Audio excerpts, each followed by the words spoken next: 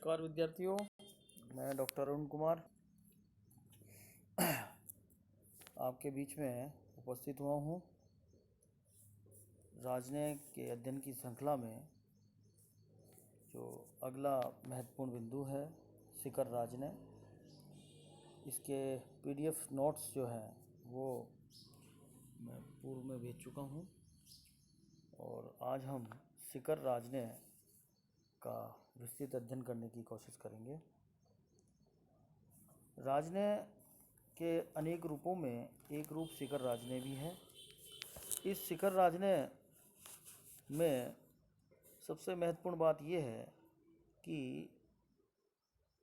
शिखर राजनय में देश का राज्याध्यक्ष या सर्वोच्च अधिकारी इस राजनय में भाग लेता है।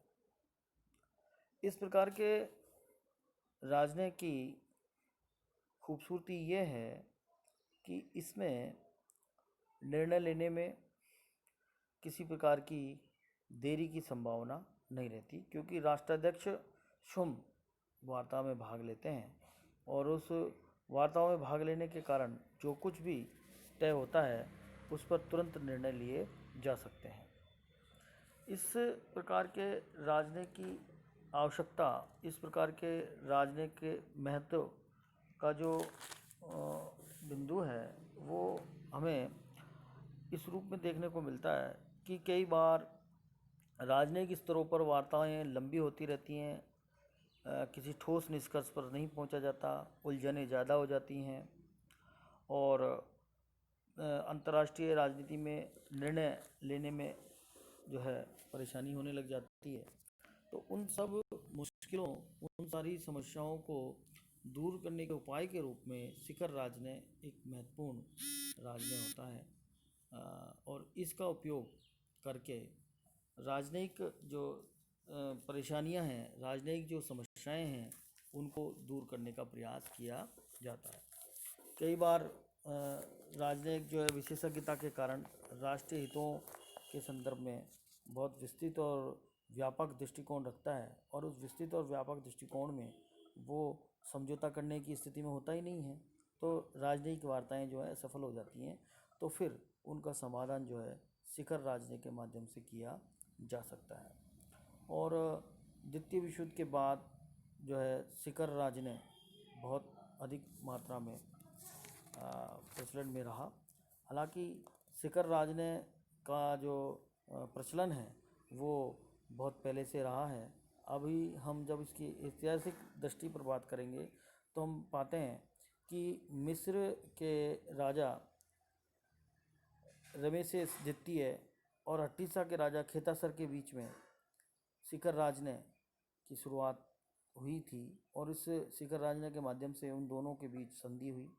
सिकंदर महान, जूलियस सीजर, शर्लेमन, हेनरी अष्टम, फ्रांसीसी प्रथम, चार्ल्स प्रथम, फ्रेडरिक महान, Napoleon Bonaparte, Truman, Kennedy, Reagan, George Bush, Khrushchev, Brezhnev, Gorbachev, Nehru, Shastri, Narasimha Rao, Chandrashekhar, Bharat के वर्तमान प्रधानमंत्री नरेंद्र मोदी या भूतपूर्व प्रधानमंत्री जो रहे हैं राजीव गांधी, इंदिरा गांधी, इन्होंने इस शिखर राजनय का भरपूर उपयोग करते हुए अंतर्राष्ट्रीय समस्याओं के समाधान की कोशिश की।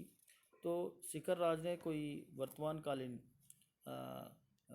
एक उपकरण नहीं है, बहुत पहले से चला आ रहा है, लेकिन ये प्रभावशाली है और इस राजनय के माध्यम से बहुत सारी समस्याओं को बहुत आसानी से हल किया जा सकता है, बशर्ते जो राष्ट्राध्यक्ष हैं उनकी मंशा अंतर्राष्ट्रीय समस्याओं के समाधान की ओर हो, वो ऐसा चाहते हों कि समस्याओं का समाधान हो। क्योंकि कई बार दिखावे के लिए भी इस प्रकार के राजनय का उपयोग किया जाता है, क्योंकि अंतर्राष्ट्रीय सद्भाव और अंतर्राष्ट्रीय नैतिकता को बनाए रखने के लिए, अंतर्राष्ट्रीय स्तर पर अपनी साख को बनाए रखने के लिए इसका दिखावा भी किया जाता है। तो ये दोनों पक्ष, ये दोनों पहलू इसमें शामिल होते हैं। कई बार शिखर वार्ताओं के माध्यम से विश्व समुदाय को यह तो दिखाया जाता है कि हम तो शांति की ओर प्रयासरत हैं, लेकिन दूसरा देश नहीं है। तो ये इसके अन्य अन्य कई इसके जो है उपयोग हैं जिसका राष्ट्रों के द्वारा उपयोग किया जाता है। तो परंतु मैं जो बात कहना चाहता हूँ कि यह जो शिखर राजने है, इसका मूल उद्देश्य उच्च स्तरीय राज्याध्यक्षों को एक दूसरे के समीप लाना, उनमें वार्ताओं को शीघ्र संपादित करना और समझौता या संधि करने की ओर अग्रसर होना, ये शिखर राजने का महत्वपूर्ण उद्देश्य होता है। आगे बढ़ते हैं। शिखर राजने क्यों लोकप्रिय हुआ, इसकी लोकप्रियता के पीछे क्या कारण हैं? सबसे बड़ी बात यह है कि संचार क्रांति ने अब जो है राजनयिक स्तर की वार्ताओं की जगह शिखर राजने को महत्व देना प्रारंभ कर दिया है, और इसके कारण अब आसानी से एक राष्ट्र से दूसरे राष्ट्र में आया जाया जा सकता है। हवाई यात्राओं के माध्यम से बड़ी आसानी से दूसरे राष्ट्र में पहुंचा जा सकता है। एक राजनयिक जो नियुक्त होकर किसी देश में रहता है, वो उस राजनयिक वार्ता को तो करता ही है, लेकिन अब चूंकि इस प्रकार के संचार की क्रांति हो गई है, एक देश से दूसरे देश तक पहुंचना आसान हो गया है, तो इस कारण से शिखर राजने जो प्रचलन है वो बढ़ गया है, उसकी लोकप्रियता बढ़ गई है। दूसरी है युद्ध के विनाशकारी प्रभावों से मानवता को बचाना। इस प्रकार के राजने में चूँकि सीधे राष्ट्राध्यक्ष एक दूसरे से मिलते हैं, तो जाहिर सी बात है कि इस प्रकार के वातावरण में, इस प्रकार के माहौल में जब दो राष्ट्राध्यक्ष आपस में एक दूसरे से मिलते हैं तो युद्ध की स्थिति को टाला जाता है, मानवताओं को बचाया जा सकता है। तीसरा है संयुक्त राज्य अमेरिका व सोवियत रूस का विश्व शक्ति के रूप में महत्व। अंतर्राष्ट्रीय राजनीति में शीत युद्ध के दौरान दो महाशक्तियाँ उभर कर सामने आई, एक संयुक्त राज्य अमेरिका और दूसरा सोवियत रूस। तो इन दोनों ने इस शिखर राजने को बड़ा महत्व दिया, और चूँकि वो जो प्रतिस्पर्धात्मक जो युग था, उस प्रतिस्पर्धात्मक युग में राष्ट्राध्यक्षों का एक दूसरे के साथ मिलना बहुत आवश्यक था, और अपने वर्चस्व को स्थापित करने के लिए भरपूर मात्रा में दोनों देशों के राष्ट्राध्यक्षों ने शिखर राजने का उपयोग किया। इस तरीके से एक और महत्वपूर्ण बात है कि इस शिखर राजने के महत्व के पीछे या इसकी लोकप्रियता के पीछे संयुक्त राष्ट्र संघ भी एक महत्वपूर्ण कारक है, एक महत्वपूर्ण भूमिका उसकी है। संयुक्त राष्ट्र संघ में समय समय पर सम्मेलन आयोजित होते हैं, और इन सम्मेलनों में राष्ट्राध्यक्ष जो भाग लेते हैं, और उन राष्ट्राध्यक्षों के बीच में आपस में संपर्क होता है, और उस संपर्क से जो है शिखर राजने की लोकप्रियता को बढ़ावा मिलता है। ठीक है, नेक्स्ट है शिखर राजने की विशेषताएं। अब इसकी विशेषताएं क्या क्या हैं, देखिए मैंने इसमें बताने का प्रयास किया है कि शिखर राजने की जो पहली विशेषता है वह यह है कि इसमें सरकार के प्रमुख द्वारा पहल की जाती है। इस प्रकार के राजने में जो राष्ट्राध्यक्ष होते हैं वो दूसरे राष्ट्रों से वार्ता करने का प्रयास करते हैं, तो शुरुआत जो है वो ऊपर से होती है। किसी भी प्रकार के विवादों को ख़त्म करने के लिए, किसी भी प्रकार की समस्या के समाधान के लिए जो पहल का काम है वो राजनयिक स्तर पर या मंत्री स्तर पर या सचिव स्तर पर नहीं होकर राष्ट्राध्यक्षों के स्तर पर होती है।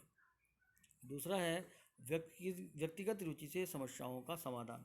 इस प्रकार के राजनय में एक और महत्वपूर्ण विशेषता होती है कि राष्ट्राध्यक्ष जो है वो उपजी हुई जो समस्या है उसके समाधान के लिए वो व्यक्तिगत रुचि दिखाते हैं, और उस व्यक्तिगत रुचि के आधार पर समस्याओं को समाधान की ओर ले जाने का प्रयास किया जाता है। तीसरा है व्यक्तिगत राजनयिक प्रतिनिधियों की नियुक्ति। कई बार इस प्रकार के शिखर राजने के अंदर क्या होता है कि जो राष्ट्र के द्वारा नियुक्त राजनयिक प्रतिनिधि हैं वो तो रहते ही हैं, साथ ही साथ राष्ट्राध्यक्षों के द्वारा अपने किसी व्यक्तिगत राजनयिक की भी नियुक्ति की जाती है, जो दूसरे देश में उस राष्ट्राध्यक्ष का जो दृष्टिकोण है उस दृष्टिकोण को वो उस दूसरे देश में बताता है। तो इस प्रकार के शिखर राजने की एक और विशेषता है, इसमें व्यक्तिगत राजनयिक प्रतिनिधियों की नियुक्ति भी आसानी से हो जाती है। अंतर्राष्ट्रीय यात्राएं होती हैं। इस अंतर्राष्ट्रीय यात्राओं के माध्यम से एक दूसरे देशों के नज़दीक आया जाता है।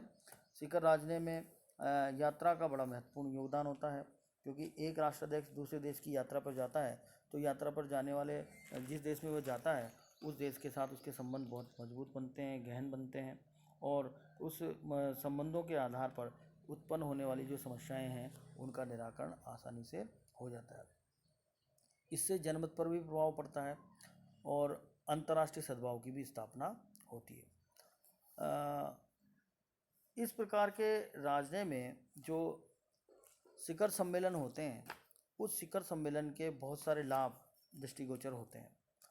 शिखर सम्मेलन के माध्यम से जो है सबसे बड़ी जो बात है वह यह है कि इससे राष्ट्रों के बीच में मधुर संबंध जो है स्थापित होते हैं। और दूसरी बात, इस प्रकार की राजनयिक पहल से समस्याओं का समाधान जो है वो जल्दी से होता है। तीसरी बात, शिखर राजनय जो है वो राजनयिकों के ऊपर जो दबाव रहता है उस दबाव को कम करने की दिशा में भी वह काम करता है, क्योंकि राजनयिक जो है एक तरीके से मुक्त सा हो जाता है जब राष्ट्राध्यक्षों के द्वारा उस संबंधित समस्या के बारे में विचार विमर्श कर लिया जाता है। तो राजनयिक के ऊपर जो राष्ट्रीय हितों की साधने का जो दबाव होता है वह दबाव कम हो जाता है। इसके अलावा इसमें शीघ्रता से निर्णय लिए जाते हैं, निर्णय में देरी नहीं होती, क्योंकि तत्कालीन जो भी समस्या है उन समस्याओं के बारे में उच्च स्तर पर तय हो जाता है। तो उस तय की हुई जो सीमा रेखा है उस पर काम करना प्रारंभ हो जाता है, तो शीघ्रता से निर्णय लिए जाते हैं। इस प्रकार के राजनीति से विश्व राजनीति को भी प्रेरणा मिलती है। जो राजनीतिक कटुता है राष्ट्रों के बीच में वो कटुता कम होती है, तो विश्व राजनीति को प्रेरणा देने की दृष्टि से भी यह जो शिखर राजनय है वो लाभप्रद है। और नेक्स्ट है, इस शिखर राजनय से भविष्य में भी लाभ की संभावना होती है। यानी कि एक राष्ट्राध्यक्ष यदि किसी दूसरे राष्ट्राध्यक्ष के साथ मिलता है, उसके देश में जाता है, तो भविष्य में भी उनके बीच जो संबंध हैं उस संबंधों में प्रगाढ़ता, उन संबंधों में नज़दीकी, उन संबंधों में गहनता की स्थिति बनी रह सकती है। तो भविष्य की दृष्टि से भी शिखर राजनय जो है वो बहुत महत्वपूर्ण है, और इस तरीके से राजनय में ये कुछ विशेषताएं हमें दृष्टिगोचर होती हैं। नेक्स्ट है शिखर राजनय के दोष। विद्वान शिखर राजनय के अंदर कुछ दोष भी देखते हैं। ऐसा नहीं है कि शिखर राजनय जो है राजनय के लिए सबसे सर्वश्रेष्ठ एक प्रकार है। शिखर राजनय दोष से मुक्त नहीं है। शिखर राजनय में भी कुछ दोष पाए जाते हैं, जिसमें पहला है नियमित राजनीतिक सेवा हतोत्साहित होती है। जाहिर सी बात है, जिन लोगों को विशेषज्ञ के रूप में राजनयिक बनाकर दूसरे देश में भेजा जाता है, वो लोग जो अपना काम करना चाहते हैं उनका काम बाधित होता है, उनके काम में रुकावट आती है।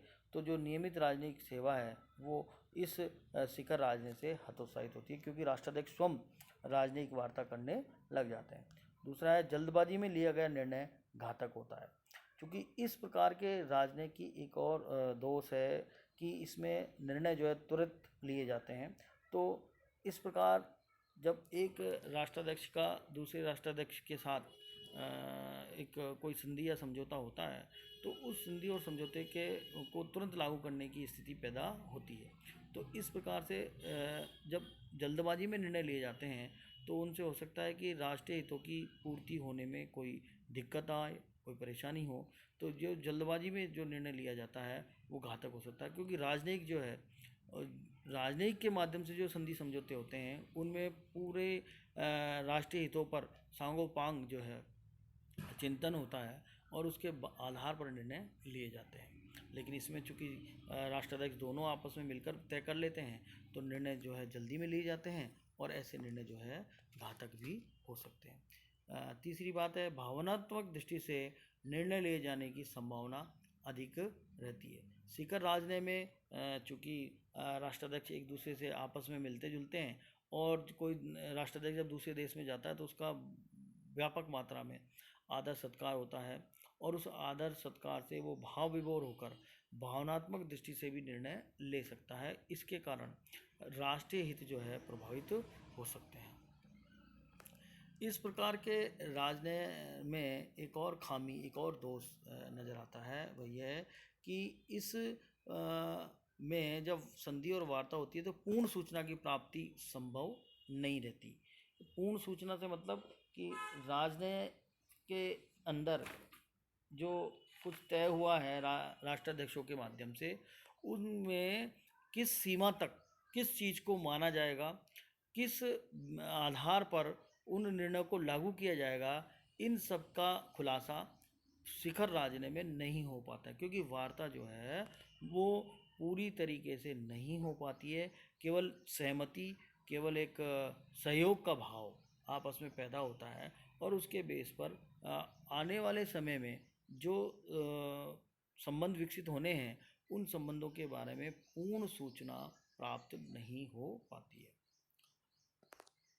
नेक्स्ट है निर्णय में से बाध्य होना पड़ता है। कई बार राष्ट्राध्यक्षों के बीच में जब वार्ता होती है तो सामने वाले राष्ट्राध्यक्ष की भावना का ख्याल रखते हुए कुछ निर्णय ले लिए जाते हैं, कुछ ऐसे असामान्य समझौते हो जाते हैं जिसके राष्ट्राध्यक्ष के द्वारा उस पर सहमति दे दी जाती है, और वो सहमति एक आधार बन जाती है, और उस सहमति के बेस पर निर्णय को मानना जो है एक बाध्यता हो जाती है, और उस बाध्यता के कारण राष्ट्रीय हितों को नुकसान हो सकता है। एक राष्ट्राध्यक्ष जो है पूरी तरीके से, जो एक अन्य दोष है, राष्ट्रीय हितों को समझने में सक्षम नहीं होता है। इसकी एक खामी, एक दोष ये भी है कि राष्ट्राध्यक्ष यदि राष्ट्रीय हितों से अनभिज्ञ है, उसकी समझ का स्तर कम है, सामान्यतः ऐसा होना संभव भी है, क्योंकि जो राष्ट्राध्यक्ष होते हैं वो ज़रूरी नहीं है कि राष्ट्रीय हितों की पूर्ण समझ रखते ही हों। तो ऐसी स्थिति में उनकी अनभिज्ञता जो है बड़ा खतरा पैदा कर सकती है। तो राष्ट्राध्यक्षों के मध्य जो कुछ चर्चा होती है, जो कुछ बातें होती हैं, उनसे पूर्णतः राष्ट्रीय हितों को साध लिया जाएगा, इसकी संभावना प्राय नहीं होती है। राष्ट्राध्यक्ष जो हैं पूर्णतः राष्ट्रीय हितों के प्रति समझ नहीं रखते हैं, तो इस कारण से इस प्रकार के राजनीति के खतरे भी पैदा हो सकते हैं। एक और प्रश्न, एक और बात, एक और दोष इस प्रकार के राजनीति में पाया जाता है कि इसमें गरिमा और सम्मान का प्रश्न भी पैदा हो जाता है। राष्ट्राध्यक्ष का एक प्रोटोकॉल होता है, और इसमें क्या होता है कि बड़े राष्ट्र के राष्ट्राध्यक्ष को छोटे राष्ट्रों के राष्ट्राध्यक्ष से मिलना भी पड़ सकता है। अब यदि हम बात करें कि जब शिखर राजनीति की शुरुआत होती है तो कई बार बड़े राष्ट्र जो है वो छोटे राष्ट्र के राष्ट्राध्यक्ष से मिलते हैं, तो कहीं न कहीं उनके गरिमा और सम्मान का प्रश्न भी पैदा हो जाता है। अंतर्राष्ट्रीय राजनीति में एक प्रोटोकॉल चलता है कि जो राष्ट्र बराबरी के नहीं हैं, उन राष्ट्रों से सीधे राष्ट्राध्यक्ष वार्ता नहीं करते, लेकिन शिखर राजनीति का प्रचलन यदि बढ़ता है तो बड़े राष्ट्रों के राष्ट्राध्यक्षों को छोटे राष्ट्रों के राष्ट्राध्यक्षों से मुलाकात करनी पड़ती है। तो इससे क्या है कि उनकी गरिमा और सम्मान का प्रश्न भी पैदा हो जाता है। तो ये एक और दोष इस प्रकार के राजनीति में दिखाई देता है। गलत आशाओं और आकांक्षाओं का उत्पन्न होना। शिखर राजनीति में चूँकि सभी बातों पर पूर्णतः चर्चा नहीं हो पाती है, तो इससे आशाएं और आकांक्षाएं पैदा हो जाती हैं। राष्ट्रों के बीच में, राष्ट्राध्यक्षों के बीच में जो वार्ता होती है, उन वार्ताओं में पूरे स्तर पर बात नहीं हो पाती है, केवल ऊपरी स्तर पर बात होती है, और उस बातों के आधार पर कई सारे अर्थ लगा लिए जाते हैं, कई सारे निष्कर्ष निकाल लिए जाते हैं, और उन अर्थों और निष्कर्षों के आधार पर गलत आशाएं और आकांक्षाएं भी पैदा हो जाती हैं। तो ये एक तरीके से शिखर राजनीति का दोष है। नेक्स्ट है, राष्ट्राध्यक्ष द्वारा अधिकतर प्रतिष्ठा बढ़ाने की दृष्टि से शिखर राजनीति का उपयोग किया जाता है, समस्याओं के समाधान के लिए नहीं। जैसे मैंने आपको पूर्व में कहा कि शिखर राजनीति अंतर्राष्ट्रीय राजनीति में नैतिकता और अंतर्राष्ट्रीय सद्भाव को दिखाने के लिए उपयोग में लाया जाता है। प्रत्येक राष्ट्र ये प्रयास करते हैं कि उन्हें अन्य राष्ट्रों से समर्थन, सहयोग और उनके द्वारा किए गए कार्यों को प्रोत्साहन मिले। तो कई बार राष्ट्राध्यक्ष जो है शिखर राजने के बहाने से अंतर्राष्ट्रीय सद्भाव की प्राप्ति के लिए, अंतर्राष्ट्रीय प्रतिष्ठा को बढ़ाने के लिए शिखर राजने का उपयोग करते हैं, लेकिन उनका वास्तविक उद्देश्य, उनका मूल उद्देश्य समस्याओं के समाधान का नहीं होता है। इस प्रकार का दिखावा करके वो अंतर्राष्ट्रीय समुदाय से केवल समर्थन प्राप्ति की आशा करते हैं, समस्याओं पर उनका ध्यान नहीं होता। तो जो अंतर्राष्ट्रीय राजनीति के विद्वान हैं वो मानते हैं कि शिखर राजने जो है अंतर्राष्ट्रीय समस्याओं के समाधान का एक अच्छा विकल्प नहीं है, क्योंकि राष्ट्राध्यक्षों के द्वारा इस शिखर राजने का उपयोग केवल अपनी प्रतिष्ठा को बढ़ाने के लिए किया जाता है। नेक्स्ट है, शिखर राजने में सभी राष्ट्राध्यक्ष, कभी राष्ट्राध्यक्ष कठोर बन जाते हैं तो कभी अत्यधिक लचीले बन जाते हैं, और इस प्रकार के व्यवहार से राष्ट्रीय हितों की पूर्ण प्राप्ति संभव नहीं हो पाती। कई बार राष्ट्राध्यक्षों के द्वारा, जैसे मैंने आपको पहले पॉइंट में बताने का प्रयास किया, केवल दिखावा किया जाता है, और उस दिखावे में वो कई बार बहुत ज़्यादा नरमी बरतने लग जाते हैं और कई बार बहुत ज़्यादा कठोर हो जाते हैं। जो सहमति बननी होती है वो सहमति भी बनने से रुक जाती है। जो समस्याओं के समाधान की दिशा में आगे बढ़ा जाता है वह उतने ही पीछे हटना पड़ जाता है। तो कई बार जो राष्ट्राध्यक्ष का व्यक्तित्व है, उसका जो दृष्टिकोण है, उसकी जो शैली है, उसका जो सोच है, वो सोच जो है वो राजनयिक जो क्रियाकलाप है उनको प्रभावित करता है, और इस प्रकार राजनय जो है वो दोषपूर्ण बन जाता है, क्योंकि राष्ट्राध्यक्ष अपने व्यवहार के माध्यम से राजनयिक वार्ता को अंजाम देते हैं। तो उनका कठोर होना और उनका लचीला होना दोनों ही राजनय के लिए घातक हो सकते हैं। नेक्स्ट है, शिखर राजनय की सफलता के लिए कुछ सुझाव हम दे सकते हैं कि ये और ज़्यादा प्रभावशाली से कैसे बनाया जा सकता है। पहली बात कि इस प्रकार के राजनय में सावधानी और सतर्कता बहुत आवश्यक है। सावधानी राष्ट्रीय हितों के प्रति, सतर्कता अंतर्राष्ट्रीय समुदाय के प्रति कि उनका जो समर्थन का स्तर है वो ज़्यादा होना चाहिए। इस तरीके की सावधानी और सतर्कता राष्ट्राध्यक्षों को रखते हुए शिखर राजनय का उपयोग करना चाहिए। नेक्स्ट है, धैर्य, सहनशीलता और उतावलापन नहीं होना। राष्ट्राध्यक्षों को ये ध्यान रखना चाहिए कि वो धैर्यवान बने, सहनशील हों और उतावलेपन में कोई निर्णय नहीं लें, उत्तेजना के बेस पर कोई निर्णय नहीं लें, तो शिखर राजनय सफल हो सकता है। वार्ता के लिए पूर्व सहमति आवश्यक है। शिखर राजनय की सफलता तभी संभव है जब जिस राष्ट्र से वार्ता की जानी है शिखर राजनय के रूप में, उससे उसकी पूर्व सहमति ले ली जाए। बगैर पूर्व सहमति के, बगैर उसके संबंधित राष्ट्र की इच्छा के अगर शिखर राजनय का उपयोग किया जाएगा तो उसकी असफलता सुनिश्चित है। अतः सफल बनने के लिए, राजनय को सफल बनाने के लिए, शिखर राजनय को सफल बनाने के लिए पूर्व सहमति के बिंदु तलाशने पड़ेंगे और उन बिंदुओं के बेस पर फिर शिखर राजनय को आगे बढ़ाना होगा। विशेषज्ञों की राय को महत्व होना चाहिए। एक शिखर राजनय की सफलता के लिए ज़रूरी है कि जो विशेषज्ञ हैं उनकी राय को राष्ट्राध्यक्ष को महत्व देना चाहिए। वो केवल अपने आधार पर, अपनी सोच के आधार पर शिखर राजनय में भाग न ले, उसे विशेषज्ञों से पूरी तरीके से राय मशवरा करके शिखर राजनय को अंजाम देना चाहिए।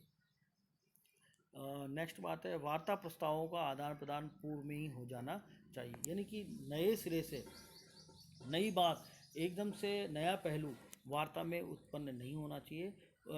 शिखर राजनय की सफलता का सबसे महत्वपूर्ण बिंदु यह है कि वो तभी सफल हो सकता है जब जिस विषय पर वार्ता की जानी है उसके एक दूसरे राष्ट्र के पास पहुंच जाए, एक दूसरे राष्ट्रों के पास पहुंच जाए। तो इस तरीके से शिखर राजनीति सफलता के लिए ये आवश्यक है कि वार्ता है वो पूर्व में ही एक दूसरे को दे दिए जाने चाहिए, उनका आदान प्रदान हो जाना चाहिए। नेक्स्ट है, राजनयिकों को नज़रअंदाज नहीं करना चाहिए, उनकी राय भी ली जानी चाहिए। शिखर राजनयिक के लिए ये आवश्यक है कि वो राजनयिकों को अपने साथ में रखें, उनकी बात को माने और उनसे राय लेकर ही शिखर राजनयिक को आगे बढ़ाना चाहिए। नेक्स्ट है, शांत एवं सद्भावनापूर्ण वातावरण।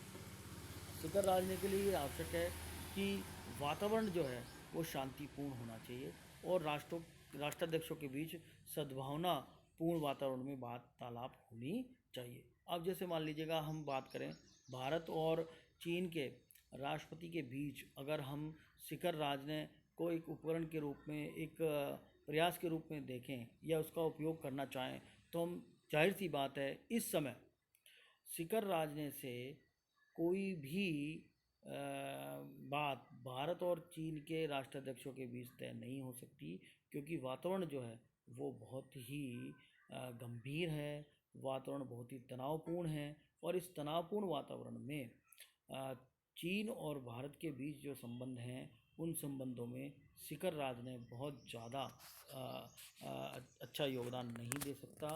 संबंध को मधुर बनाने में ये जो शिखर राजनीति है वो पूर्णतः सफल नहीं हो सकता, क्योंकि अभी अंतर्राष्ट्रीय जो स्थिति है वो बहुत तनावपूर्ण है। तो शिखर राजनीति के लिए यह भी एक आवश्यक बात है कि जो वातावरण है वो शांत हो और सद्भावनापूर्ण हो। नेक्स्ट है, शिखर सम्मेलन से पूर्व सचिव और मंत्री स्तर पर वार्ताएं हो जानी चाहिए। ये आवश्यक है कि शिखर राजनीति तभी सफल होगा जब जो बातें शिखर राजनीति में तय होनी है, जिन पर चर्चा होनी है, उनके लिए पूर्व में ही सचिव स्तर पर और मंत्री स्तर पर वार्ताएं हो जानी चाहिए। उससे क्या होता है कि एक प्लेटफॉर्म तैयार होता है वार्ता का, और वो प्लेटफॉर्म तैयार होने के बाद वहाँ तक कुछ चीज़ें तय हो जाती हैं। उसके बाद राष्ट्राध्यक्ष आगे बढ़ते हुए किन्हीं बातों को सहमति की ओर ले जा सकते हैं। नेक्स्ट है, अपवाद वाली परिस्थिति में शिखर सम्मेलन आयोजित नहीं होने चाहिए। अगर बहुत ज़्यादा माहौल तनावपूर्ण है, अपवाद की स्थिति है, अडावट की स्थिति है, टकराव की स्थिति है, तो फिर शिखर सम्मेलन आयोजित नहीं होना चाहिए, क्योंकि इस प्रकार के समय में यदि शिखर सम्मेलन आयोजित होगा तो फिर कोई भी समाधान प्राप्त नहीं किया जा सकता। तो राजनयिक स्तर पर जो भी प्रयास होने हैं वो तभी संभव है जब स्थितियां बेहतरीन हो, आपस में वार्तालाप करने का एक प्लेटफॉर्म उपलब्ध हो। तो इस तरीके से ये कुछ दोष भी शिखर राजनीति में पाए जाते हैं। Thank you.